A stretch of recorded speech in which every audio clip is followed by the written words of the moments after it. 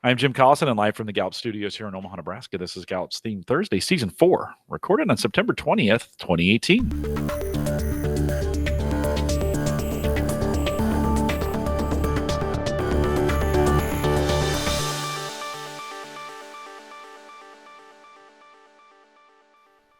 Theme Thursday is a Gallup Webcast series that dives deep into the Clifton Strengths themes, one theme at a time. Today is Learner. If you have questions, comments, or contributions during this webcast, we do have a live chat room that's available for you right below the main video window down there. Just take a peek down there. Want to have you in there. Easiest way to get in is just join us. So go down in the bottom left-hand corner, click Submit, or click I don't know what it says. I think it says Submit. And then choose the guest account. Put your name in where it says guest. Take those numbers out. And that way we can get your questions live during the program. If you're listening to the recorded version, we do. And you have questions, we have an email address. You can send those questions to coaching@gallup.com. Don't forget to visit the Gallup Strengths Center, just gallupstrengthscenter.com. For all your Clifton Strengths coaching resources and training needs, you can also catch the video on both streaming and downloadable audio for offline listening. We call that podcasting. By the way, a great way to learn. We literally have hundreds of hours of content that's available for you, both for coaches and non-coaches and just people interested in strengths. We got lots of material at the coaches blog. Head out to coaching.gallup.com and click on the resources tab. In fact, today for you learners, if you went out to coaching.gallup.com and you looked under the Theme Thursday section, we have a brand new way of you searching. You could easily just sort by theme, choose L for learner. Everything we did there. Also, if you go to the topics tab, you could click on the Clifton Strengths 34. That'll drop down, choose learner. Everything we've ever done on learner is there for you. Did you know you could do that? It's all available on our coaches blog. Head out to coaching.gallup.com. Maika Leibbrandt is our host today. She works as a workplace consultant here at Gallup. And Maika, always great to have you back. Welcome to Theme Thursday. Thanks, Jim. Great to be here. Excited to talk about learner. Great to have you. I think they are in the chat room as well. They've been getting all fired up about learner today. I'm reminded as we went back for our learner folks, I did a little research for them. Paul Allen, season 1 comes on. By the way, Kurt does a masterful job on that. If you want to learn, his opening on season 1 is dynamite. Season 2, you and I talking about Q10, best friend at work. You were sitting next to me. You were on campus, and we did our first ever together version of Theme Thursday, which was that around the summit? I'm trying to think about. I think it was, and it seems like it was yesterday. I know. It's crazy when we think about what we've done with these. And then, of course, season 3, Derek Jack is on, and Derek does a masterful job. That was super fun. Really great episode. Yeah, no, it was really good. So for you learners, lots of stuff there. If you haven't gone back and gotten through those, some amazing episodes available for you there. Maika, we're in season 4 though, so let's dig in a little bit. Give us a little overview on learner. Right. So on that note, you're going to learn different things from each of our seasons. So whether you're looking at learner or not, don't feel like you have to progress through them. They'd have different topics. Again, season 1 is just loving every theme. Season 2, we talk about theme dynamics. Season 3, I listened to about an hour ago, and it's talking about that under the lens of leadership. What we're going to take learner into today is talking about how do you apply this towards success? What do you do with it? So learner is, if you go alphabetically, our 25th of 34 themes, and it falls into that strategic thinking category. Just to give you a super, super brief overview of learner, I think about it as those folks who are both delighted by and constantly seeking the journey from not knowing to knowing. They tend to be open-minded, undeterred by that idea of being a novice, confident that they can master new ideas, new concepts, new topics, and really self-propelled toward discovery. I know I don't have it. I want to have it. And sometimes I think about having it. But then when I actually start doing it, I'm disinterested. So that's one of those areas that's I wish I could. I just bought 2 books, Maika, and that's a perfect learning exercise. And I'm doubting myself I'll actually ever read them, right? So I kind of know, for me, I get impatient with some of those things. But as we think, the learners right now are dying. They're like, oh no, I would have those books read already. Speaking of that, our learners out in the chat room, where are they at their best? What value do they bring? Well, think about the quickness that they bring to taking on new challenges. I was in a workout class the other day. I've just started this new style of working out. It's indoor cycling.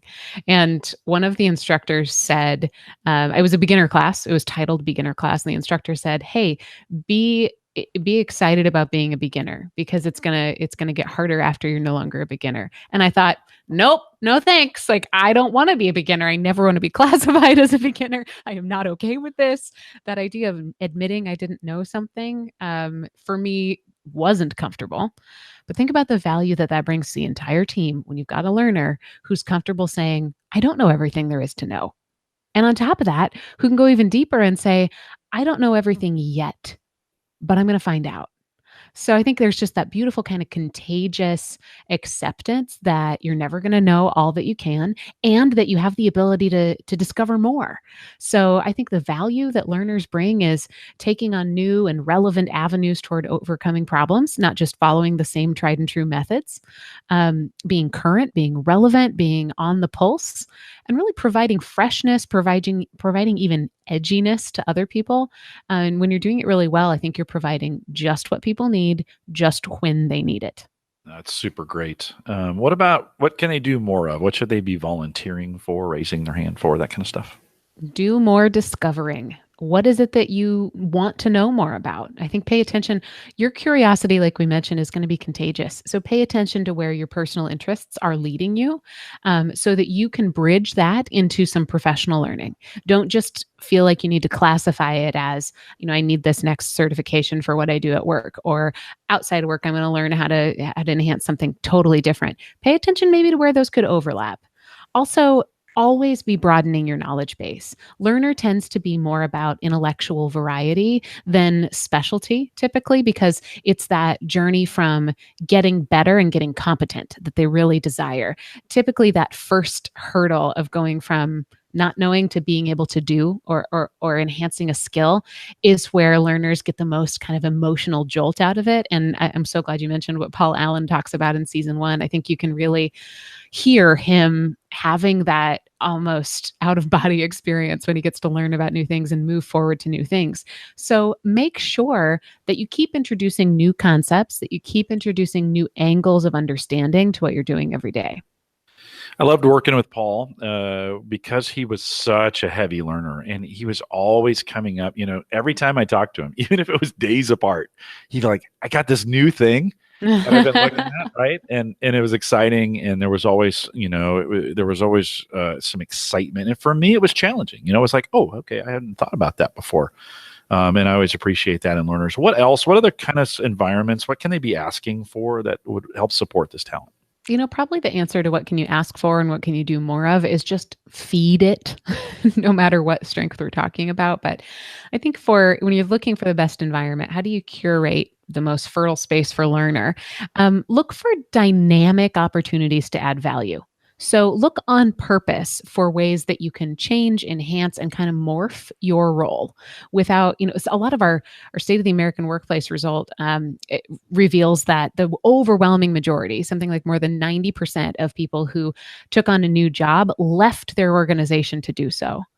We know that doesn't have to be necessary, but that you can grow and develop, and you should, and it's engaging when you do within your organization, heck, even within your role. So in varsity management, Don Clifton used to talk about, how do we create rock stars in every role versus thinking that you have to have some sort of a vertical escalation in order to get better.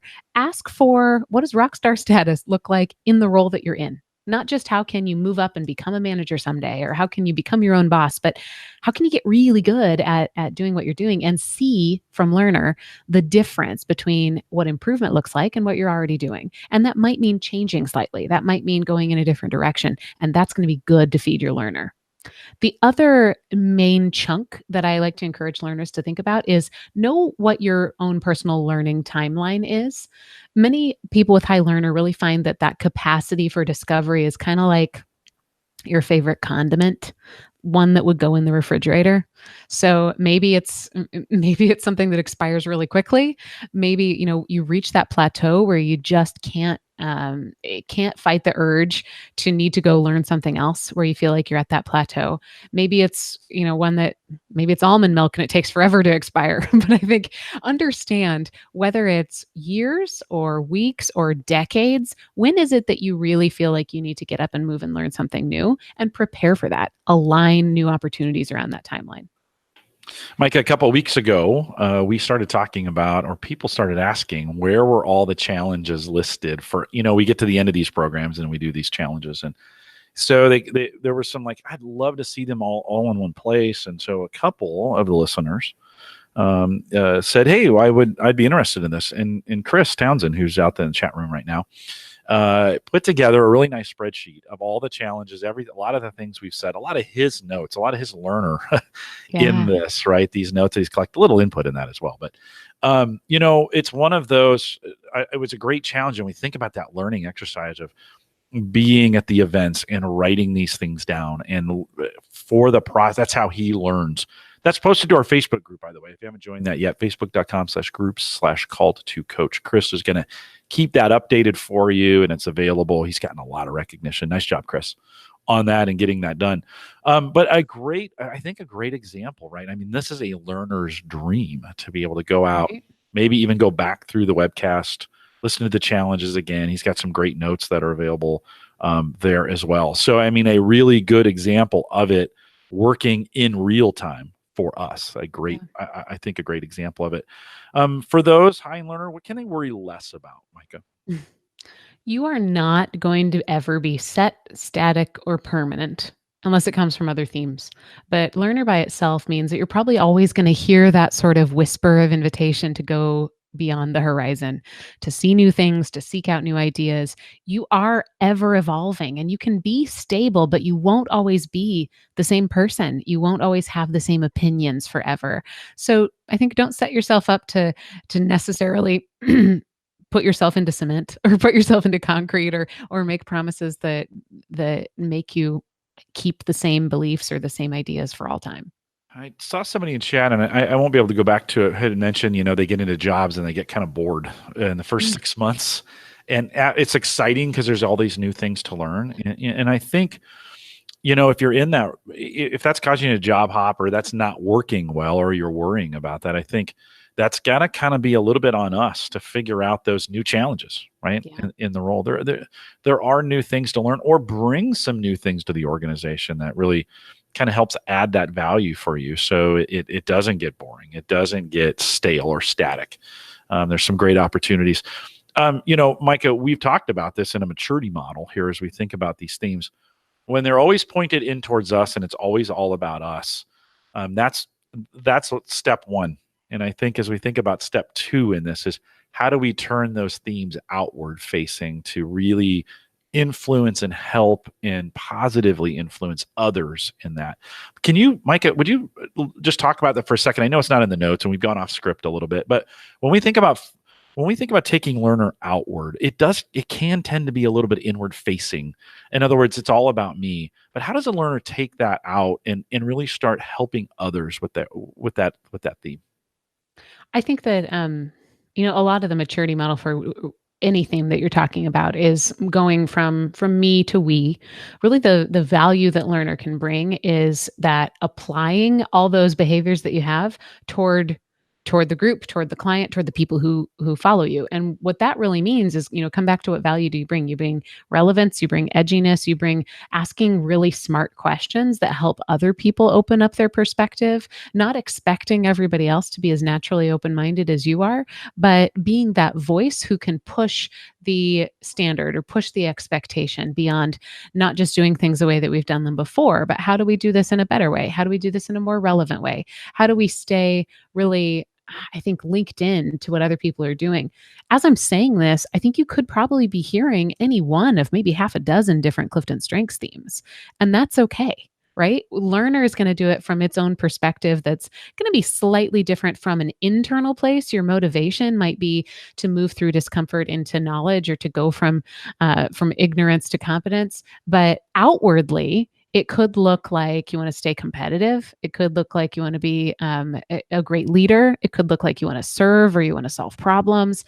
That doesn't matter. I think the cool thing is what we're trying to say here is you can't define your actions. You can't say, Clifton Strengths are going to tell you what you should do, but they might tell you where your motivations lie. And I think a lot of the benefit in learner in how it can sort of again, I like that word mature from just being internal to being external, is how can you use what you know to serve other people? So it's not that learner behavior that you're really maturing, it's the output of learner that you're sharing. So it's taking it beyond just here's how I always act into here's the effect that that has on other people. Jim, I also want to kind of rewind to one of the things that you mentioned about getting bored. And we are currently doing some groundbreaking and incredibly helpful work around weakness. And what I love the most about it is you can coach around this. You can help people understand that there is weakness or strength, the tendency among people with learner to get bored or to plateau because there's this beautiful ability for them to always learn something new. Now, if that boredom is creating a problem or creating a barrier for other people, then we classify it as a weakness. And we need to be aware of it. And we need to find partners to help us get around it. And we need to understand it. But the learner itself is not your weakness.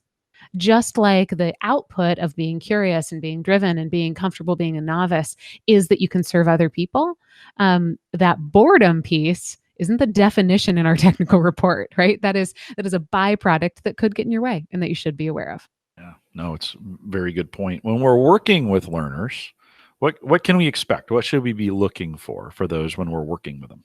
Yeah, expect an openness, a curiosity, also a desire to know where you're coming from. So I love teaching learners because they ask really great questions. They ask lots of questions, but be prepared for that. Be prepared for them, and know and assume that it's always coming from that positive place. That it's not doubting, it's not critical. It's just I want to know where you're coming from. Expect them to be cutting edge, current, on trend, in tune. Also, I think expect them to challenge the expectations of the team. How can we uncover more? How can we know more? How can we be better and do better? How do we celebrate with them? What are some great ways when we think about recognition? How do we celebrate and recognize them? Look for celebrating their specific competencies. Learner, like achiever, tends to be pretty forward paced and always looking for, what's the next horizon I can discover? Just like achiever might say, what's the next task I can complete? So they might need you as a great partner to help them reflect upon what they're incredibly good at and go beyond just what is it you do well. Be brave enough to go to where are they especially skilled? What is it that they know a lot about? Not just what is this beautiful talent that maybe they were born with, but what is it that they've invested that talent into that you can then help them see that they know more about this than the other people on our team. No, very cool. And how do they stretch, right? We sometimes, we've got these themes, even number one in the chat room, they've got areas to grow. And we have to remember, we have to keep practicing these things. So how do we stretch learner? Not only are the areas to grow, they are the areas you should be growing, right? So I think sometimes it's easy to say, all right, well, these are my top themes. What do I do next? Really, I think you should see that as if you want to live your best life, these are the places you should be investing. There's a serious difference in those two ideas. If I'm helping somebody with learner grow, know what they're mastering now and help them anticipate what they're going to be better at knowing or doing in the future. Also, help them identify some informal learning opportunities. Help build that muscle to see learning as being more than just taking a class. And I think consider the relationships that could exist through some of those informal learning opportunities. I'm sure I've talked about this before because it's really affected me positively. But at one point in my career, I had a great go-to who would always ask me in every review this great question. She would say, "Who makes you better, and who do you make better?" Asking that to a learner, I think opens up avenues of discovery that are relationship based and that can be pretty sustainable over time. Maika, there's a question in the chat room as you think about learning and growing. Nick asks, the learner I work with most seems to never want to master new things he's learned, but is ready to jump to the next thing. And speaking of jumping, just a second, jump to the, stop chatting for a second. Jump to the next thing. Any advice to get him to focus on something long enough to do something well? And actually, I'm going to let you answer this, but there's a little bias in this. So you start. I think we're on the same page, Jim. Yeah, go ahead. That's typical of learner. Again, learner isn't about the depth. It's not about being the very, very best at something. It's about gathering new new understanding, new knowledge, getting to that point of competence, and then probably moving on. Or at least it tends to be that the biggest jolt comes from that initial understanding, going from not understanding to understanding. I want to kind of push back on that, Nick, and say, what is it that dictates that they have to go any further? If they're creating a problem for others, how can we get around that? How can we maybe have some collaborative partnerships? How can they be the person who needs to go out and do that initial research for you, maybe? And I think part of this too is we don't have to define this for them, right? I could tell you whether or not that jives with the definition of learner, but this person has all the other themes in dynamics playing to really personalize that. So I think the best thing you can do is have a conversation of when's your learner really, really on fire, and how can I help you do more of that? And then what are the expectations together of where we really need to be working, and how can we both help each other get there? Yeah, the definition of when I think so, season 1 was Paul Allen, right? And Paul moved so quickly from one piece to another, and just by saying, how do I get them to stay on something long enough to become a master of it, I think introduces, Nick, you're already trying to take something that somebody's great at and force them into a model or a mode. It's maybe your own bias. Like, you want them to be masters of that. And that's playing against the theme in a lot of ways. That's expecting. It's also completely normal. Yeah. No, right on. No. And totally okay. But I think this is an awesome opportunity for partnership, right? In saying, like, let's take the best of this learner theme, which is they're constantly, stick and move kind of deal, right? They're learning new things quickly for the process of doing it and moving on. How do we take advantage of that? And if you're the one who needs that mastery, be the one who masters it. Take that from them, because oftentimes folks who do the mastery may get stuck in areas, may not move on to the newest technologies, may not understand the newest ways of thinking of things. And this is where that tension builds, right? When we have conflict across themes, we often see this in teams where we might have a learner who's moving very, very quickly, and we might have someone, analytical, strategic, whatever, who is mastering these things, right? And what happens when you don't recognize that early is conflict. Mm-hmm. What happens when you recognize it early and say what they are is growth, right? You get an opportunity to grow in this area. You're not trying to make someone else like the other. You're not trying to force someone to do something they're not best at. You give them an opportunity to grow. This is the magic. When I teach in college, when I teach this to college students all the time who are working together in teams, often for the first time, this is the magic, guys. This is where this works best. And so you get an opportunity to call it for what it is and say, and it's not personal at that point, right? And so really, we have hit the magic spot, and maybe magic's not the right word. Maybe performance is the right word. We've hit the performance spot on this of getting people to recognize, like, no, let's not put them in that situation if we don't have to. And if you're able to do that, help them or use what they're best at, and then get the outcome that you need. And you provide that in the partnership. Mike, do you want to add anything to that? And maybe blend this as we think about being great partners for them. What else would we add here? I even had my own bias around this when I was thinking about theme challenges was, if you're a learner, become an expert at something. I think that's just probably too simple and not accurate. I was sitting here listening and trying to think, is there a better name for learner? Not that I want to change it, but like, how would we help people understand it a little bit more? And it's almost just like endless interest, like somebody who just sparks of desire to be open and discover new things. In Clifton, in Strengths Explorer, there's a theme called Discoverer, which is probably a blend of learner and several other themes, but I love the freshness that the word discoverer brings with it. Explorer might be part of it too. And I think that exploration is almost a better term than learning, because it's maybe the combination of like exploration and discovery, or hypothesis testing. It's that really punchy, really timely, quick understanding that there's something out there I can take into my brain and have there and know. And it's different than input. There's a couple questions in the chat put here about the nuances between learner and input. Input is what I need to gather in order to know. And it's more about the gathering than the actual collating and discovery. Learner is, I didn't know yesterday and I know today. And right now there's something else I don't know that I'm going to go find out about. So it's this sort of energetic pursuit of the next discovery. It's not mastery. And it doesn't have to be. That being said, aside from Clifton Strengths, mastery is something that people desire, right? And growth and development is something that leads to engagement. So tap into that learner and say, how can we make you the best discoverer, right? How can we make you masterful at testing out your theories, or at finding the best data that you need, or at accessing time and space and partnerships that help you learn?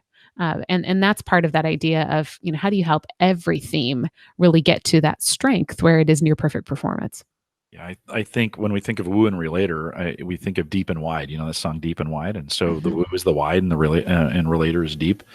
Learner, going back to Paul in that conversation we had in that season 1, you should really go back and listen to it if you haven't. The learner is the wide of like a lot of different things. Yeah. And I thought I was that way until I met Paul, and then I was like, wow, here is somebody who's constantly looking at everything. And it was really great for me because as an arranger, I like to do a lot of different things, and he didn't like to do. He wanted to have the ideas, but he didn't necessarily want to execute on them all.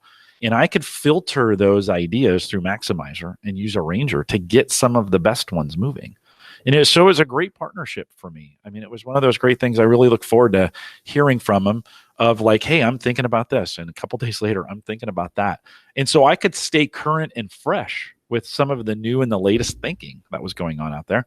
But I wasn't necessarily going to churn through it all. So it was a great way. For me, it was a great way to partner with Paul. When you asked about partnering, I think other ways are, always ask what they need to enhance what it is that they're learning. It might be information. It might be time to think. It might be, I need somebody to challenge me on this idea, and be ready for it to be a current piece. I also think you can support and partner with a great learner if you make them your first line resource for something you need to know about. And it doesn't have to be something that they've mastered, right? Their emotion and their spark around figuring it out is going to benefit them and bring energy to your partnership. Yeah.